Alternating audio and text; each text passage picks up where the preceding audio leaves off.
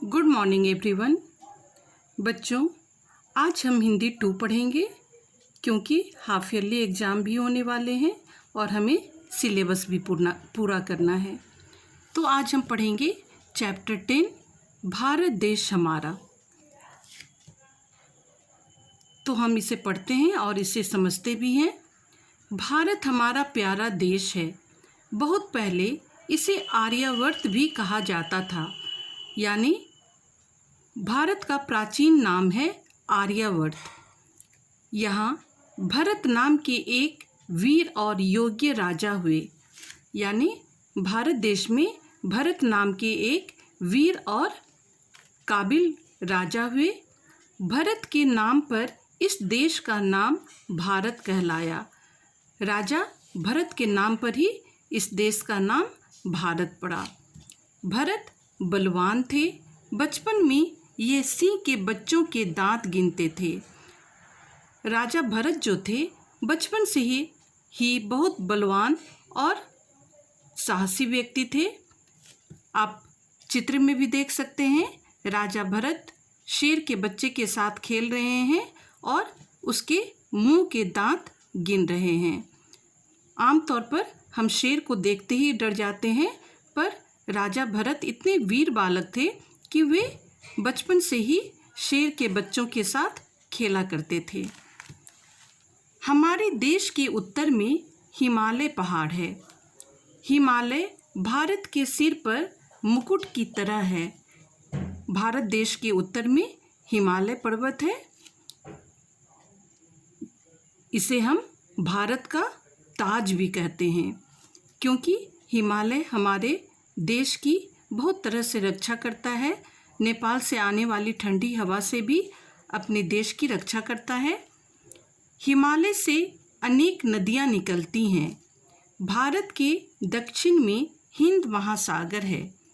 यह महासागर दक्षिण में भारत माता के चरण धोता है। कहने का मतलब है कि भारत के उत्तर में हिमालय पर्वत है और दक्षिण में हिंद महासागर है। एक तरफ हिमालय पर्वत हमारे देश भारत का ताज है, तो दूसरी तरफ हिंद महासागर भारत के चरणों को धोता है। भारत में गंगा, यमुना, सतलुज, नर्मदा, ताप्ती, गोदावरी, कावेरी आदि नदियाँ बहती हैं। ये भारत की प्रमुख नदियाँ हैं। आप इन्हें याद कर लीजिएगा। ये सभी नदियाँ भारत में बहती हैं और इनसे विभिन्न प्रकार की सिंचाई भी की जाती है, बिजली भी उत्पन्न किए जाते हैं। ये नदियाँ भारत की भूमि को अपने जल से सींचती हैं, यानी भारत में जितने भी फसल होते हैं उनकी सिंचाई इन्हीं नदियों के द्वारा की जाती है और विभिन्न प्रकार की बिजली के उत्पादन में भी इनका प्रयोग किया जाता है। आगे है, राम, कृष्ण, अशोक, अकबर आदि राजाओं ने यहाँ राज किया, यानी विभिन्न प्रकार के राजाओं ने इस पृथ्वी पर जन्म लिया और उन्होंने इस पर शासन किया। महात्मा बुद्ध, गुरु नानक, स्वामी दयानंद, स्वामी विवेकानंद, महात्मा गांधी, सुभाष चंद्र बोस, जवाहरलाल नेहरू आदि महापुरुषों ने देश की सेवा की। यहाँ कहने का मतलब यह है कि यहाँ विभिन्न प्रकार के ज्ञानी और समाज सुधारक पैदा हुए, जिन्होंने इस देश को विभिन्न प्रकार से ज्ञान देकर और देश की रक्षा कर हमारे भारत देश को गौरव प्रदान किया। महात्मा बुद्ध, गुरु नानक ये सभी हमारे देश में पैदा हुए और इन्होंने हमारे देश को विभिन्न प्रकार के ज्ञान दिए। स्वामी दयानंद, स्वामी विवेकानंद ये सभी समाज सुधारक थे। महात्मा गांधी, सुभाष चंद्र बोस, जवाहरलाल नेहरू ये सभी हमारे देश के स्वतंत्रता सेनानी थे। जवाहरलाल नेहरू हमारे देश के प्रथम प्रधानमंत्री भी थे। महात्मा गांधी को हम देश का राष्ट्रपिता भी कहते हैं। ये सभी महापुरुष हमारे देश में ही पैदा हुए और उन्होंने हमारे देश के लिए विभिन्न प्रकार से सेवा प्रदान की। भारत के निवासी शांति और प्रेम का व्यवहार करते हैं। हिंदू, मुसलमान, सिख, ईसाई सब यहाँ शांति से मिलकर रहते हैं। कहने का मतलब हुआ कि भारत के रहने वाले सभी लोग प्रेमपूर्ण व्यवहार के साथ रहते हैं, यानी उनका व्यवहार जो है, बर्ताव जो है प्रेमपूर्ण है। यहाँ विभिन्न धर्मों को मानने वाले लोग एक साथ रहते हैं, जैसे हिंदू, मुस्लिम, सिख, ईसाई, ये सभी विभिन्न धर्म के मानने वाले लोग हैं जो आपस में मिलकर एक साथ शांतिपूर्वक इस देश में रहते हैं।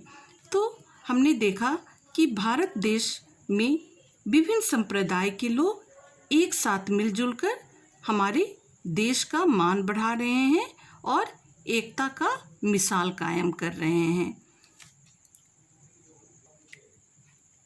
मैंने इस पाठ से कुछ कठिन शब्दों को चुना है, जैसे आर्यावर्त, योग्य, मुकुट, दक्षिण, चरण, व्यवहार, महापुरुषों, हिंदू, महात्मा बुद्ध, गुरु नानक, स्वामी दयानंद, सुभाष चंद्र बोस, जवाहरलाल नेहरू, महात्मा गांधी, विवेकानंद, ये सभी समाज सुधारक और स्वतंत्रता सेनानी हैं। मुसलमान, यमुना, गोदावरी, नर्मदा, ताप्ती, कावेरी, ये सभी नदियों के नाम हैं। नदियाँ, शांति और ईसाई, ये कठिन शब्द मैंने अपनी तरफ से चुना है। आप इसे कम से कम 2-2 बार लिख लेंगे। कुछ शब्दार्थ भी मैंने लिखा है। योग्य, योग्य का अर्थ होता है काबिल।